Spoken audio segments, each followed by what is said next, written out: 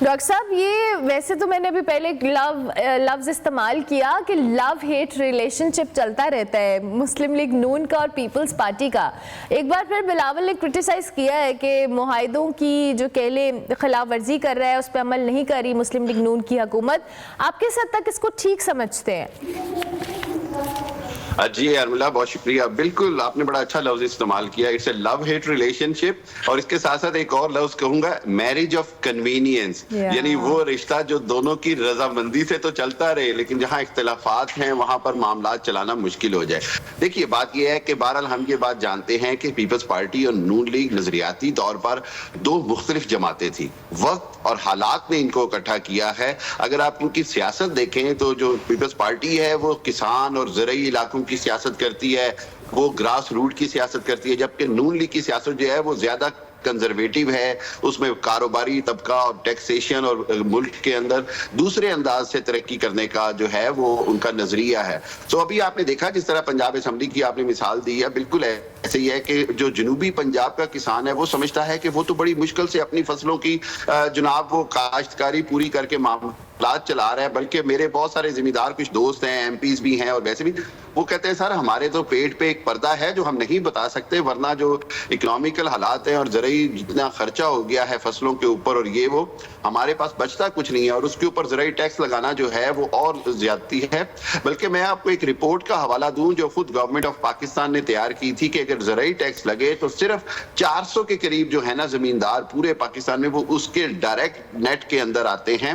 باقیوں کی تو زمینیں ہی اب اتنی کم رہ گئی ہیں کہ شاید ان کو ڈائریکٹ ٹیکس نہ لگے. لیکن یہ جو پنجاب گورنمنٹ کا ٹیکس ہے, میرا خیال یہ ہے کہ زرعی ٹیکس سے زیادہ جو ہم ریٹیلر اور ڈائریکٹ ٹیکس کلیکشن کی بات کرتے ہیں, اگر پنجاب حکومت اس پہ زور دے تو شاید ان کے اختلافات نہ بڑھے. ورنہ بہرحال بلاول اور پیپلز پارٹی یہ جانتی ہے کہ نون لیگ کے کسی بھی ایسے اقدام کی حمایت کی صورت میں پیپلز پارٹی کو پنجاب میں جو دوبارہ سے تھوڑی مقبولیت مل رہی ہے اس کو بڑا شدید نقصان پہنچے گا. اور پیپلز پارٹی آئندہ چند سالوں میں, آئندہ سال 2 سال میں پنجاب میں بڑی ایکٹیو سیاست کرنے کا پلان کر کے آئی ہے.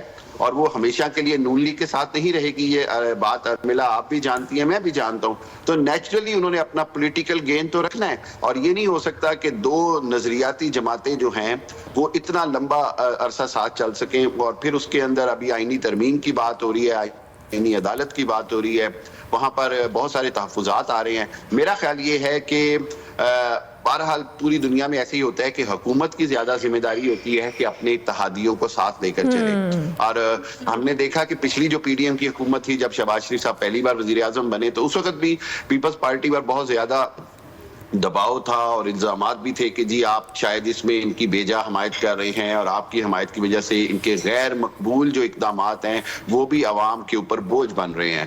تو پیپلز پارٹی میرا خیال ہے کہ اس بار تھوڑا سا سیف سائڈ چلنا چاہ رہی ہے. لیکن میرا نہیں خیال کہ یہ اتحاد کو توڑیں گے یا اتحاد کسی بھی معاملے میں ٹوٹے گا. وہ تو ہم نے ڈاکٹر صاحب ویسے بھی ابھی بھی ریسنٹ ٹائمز میں بھی دیکھا ہے کہ دو کے اختلافات اپنی جگہ اور پیپلز پارٹی بڑا کھل کے احتجاج بھی کرتی رہی ہے جب بھی یہ سارے معاملات ہوئے. مولانا کے ٹائم پہ بھی یہ ساری صورتحال بڑی ڈیفرنٹ رہی ہے لیکن اتحاد توڑنے کی بات نہیں کی گئی. لیکن بلاول بھٹو کل بڑے ووکل رہے, انہوں نے کہا جی سندھ کے ساتھ بار بار الگ سلوک کیا جاتا ہے, قانون سازی کی کاپیاں سب سے آخر میں ملتی ہیں, انٹرنیٹ کی سپیڈ پہ بھی انہوں نے بات کر دی. کل وہ بڑے مجھے لگ رہا ہے فرسٹریٹڈ تھے جس طرح سے انہوں نے ایک آن دا ریکارڈ بہت ساری باتوں کو ڈسکس کیا. یہ فرسٹریشن ڈو یو تھنک کہ جسٹیفائڈ ہے؟ کیونکہ ظاہر ہے آپ نے ابھی خود بھی مینشن کیا کہ پنجاب کے اندر بڑی متحرک سیاست کر رہی ہے پیپلز پارٹی, لیکن اس کے باوجود they need time, they need space for it کہ وہ اپنی جو حکومت ہے یا اپنی ایک پراپر جڑیں اس کو مضبوط کر سکے. کیونکہ ہمیشہ سندھ کو پیپلز پارٹی کا گڑھ سمجھا جاتا ہے لیکن اب پنجاب کے اندر ان کی ایکٹیو سیاست تو اس بات کا ثبوت ہے.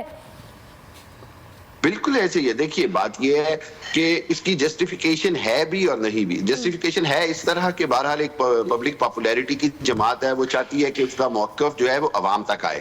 لیکن پھر عوام اس حالات میں بہرحال یہ مطالبہ کرتے ہیں کہ اگر آپ کے اختلافات ہیں تو آپ پھر ان کے ہر جہاں پر ان کو ضرورت ہوتی ہے آئینی ترمیم کے حوالے سے یا کوئی بل لانے کے حوالے سے, کوئی ایکٹ لانے کے حوالے سے, وہاں پر آپ آنکھیں بند کر کے ان کی حمایت کر دیتے ہیں. سو یہ بھی پیپلز پارٹی کو دیکھنا ہوگا کہ اس کے اوپر اوپر وہ جو دوہرے معیار کی سیاست ہے اس کا اگر چھاپ لگ گئی تو اس میں بھی پیپلز پارٹی کو بہت نقصان ہوگا.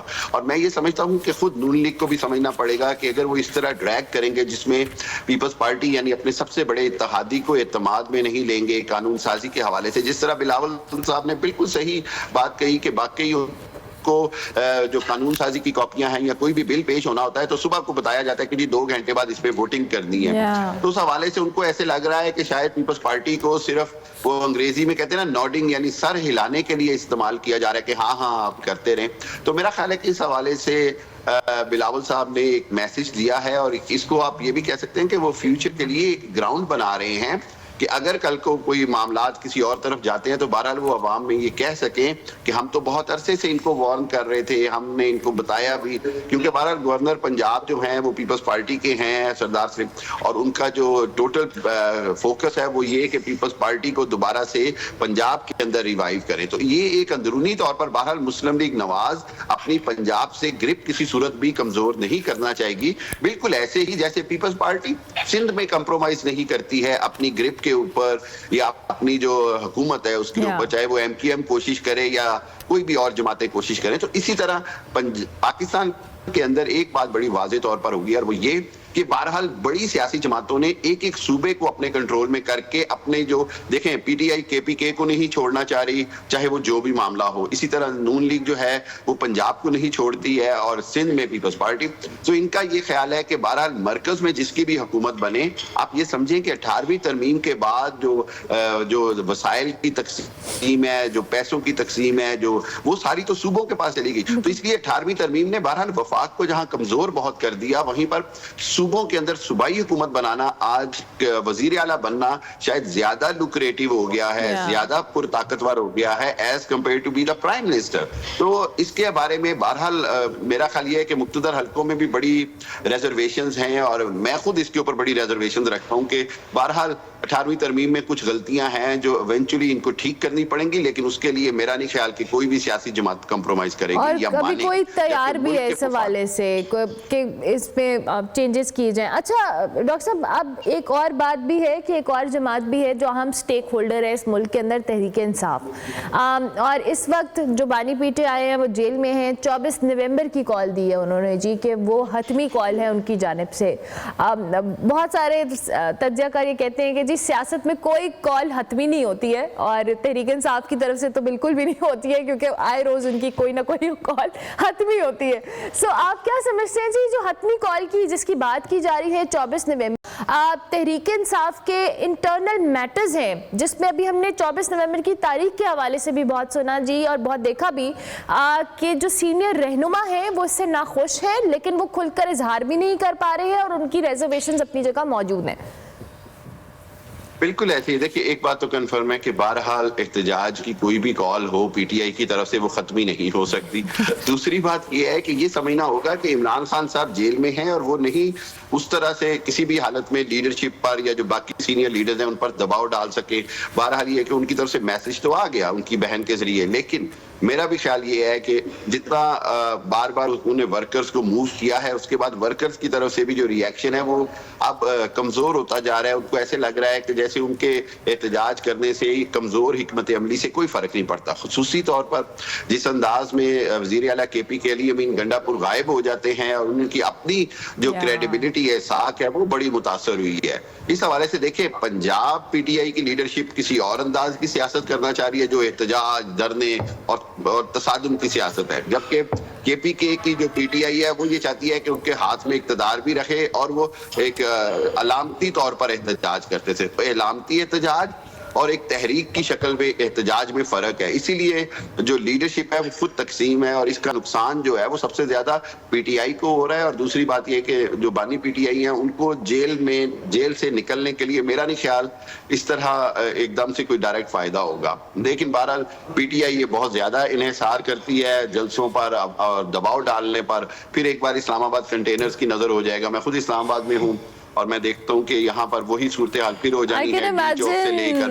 डॉक्टर साहब यहाँ पे एहतजाज इस्लामाबाद में होता है, लाहौर में भी यही हालात होते हैं, कंटेनर्स लगे होते हैं, रास्ते रुके होते हैं। अच्छा डॉक्टर साहब, अभी आपने एक बात की कि जो तहरीक इंसाफ की पॉलिसी है या स्ट्रैटेजी है टुवर्ड्स प्रोटेस्ट या जलसों की, उस पे वोटर बड़ा डिसहार्ट होता है, ये तो एक फैक्टर है। डू यू थिंक कि जिस तरह से गिरफ्तारियां होती हैं, जिस तरह से दीगर तरह के प्रेशर्स होते हैं, इससे भी एक वोटर का या सपोर्टर का बाहर निकलना, उसका कंसर्न होना बनता है? क्योंकि हमने देखा है कि जब भी इस तरह का कोई मामला होता है तो बड़े पैमाने के ऊपर गिरफ्तारियां अमल में लाई जाती हैं, और अब मेरे ख्याल से जो पीटीआई का सपोर्टर है वो डरा भी हुआ है। Do you think the same? Yes definitely, PTI का सपोर्टर डरा भी हुआ है और उसको ये लग रहा है कि ये एक ला हासिल किस्म की मशक हो रही है, एक्सरसाइज विद नो रिजल्ट्स। ये बड़ा अहम बात है, और जब तक उनको ये नजर ना आए कि उनकी गिरफ्तारियों से या उससे कोई फर्क पड़ता है तो फिर तो वो उनको दें। लेकिन अब ये ऐसे लग रहा है कि पीटीआई के सपोर्टर को ये लगता है कि अगर लीडरशिप पीछे से गायब हो जाती है तो हम सड़कों पे आकर उस अंदाज में एहतजाज करने से कोई फायदा नहीं है। और मुझे भी ऐसे लगता है कि भारत सपोर्टर भी सोच रहा है, और सबसे बढ़कर ये कि जो पीटीआई के मुंतखब अरकान हैं, चाहे वो केपीके से हों, चाहे वो पंजाब से हों, चाहे वो कौमी असम्बली से हों, ये सारे खुद भी बहुत ज्यादा एहतजाज करने से डर रहे हैं। और इनको ऐसे लगता है कि अगर हम एहतजाज करते हैं तो हम नजरों में आते हैं, हम अरेस्ट होते हैं, और उस हवाले से उनको फिर अपने जाती तौर पर बहुत सारी मुश्किलात का सामना करना पड़ता है। मेरा जाती ख्याल ये है कि बहरहाल जो मौजूदा सियासत है उसके अंदर पीटीआई के लिए एहतजाज की सियासत की गुंजाइश जो है वो कम है। ठीक हो गया, thank you very much doctor साहब।